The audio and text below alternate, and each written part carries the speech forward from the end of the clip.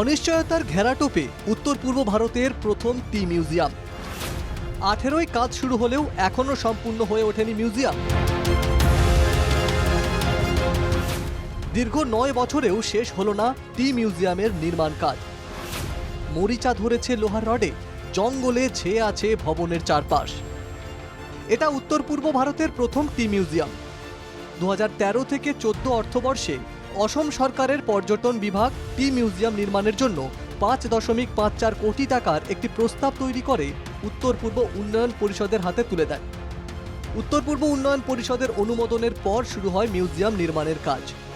2018 সালেই শুরু হয়ে গিয়েছিল কাজ, কিন্তু এখনো শেষ হয়ে ওঠেনি। অসমের চা শিল্পের ইতিহাস, পরম্পরাগত চা উৎপাদন শৈলী, কলঘর সহ যাবতীয় সবকিছুকে এক ছাতার তলায় নিয়ে এসে 2.66 একর জমিতে নির্মাণ কাজ শুরু হয়।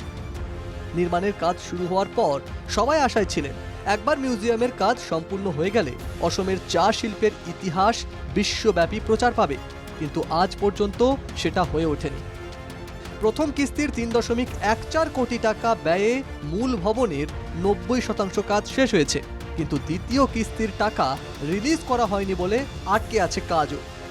2023 সালে মিউজিয়াম ভবন অসমের সাধারণ মানুষকে উৎসর্গ করা হয়, কিন্তু পরিত্যক্ত অবস্থায় পড়ে থাকায় এখন একটু একটু করে দেওয়াল খসে পড়ছে।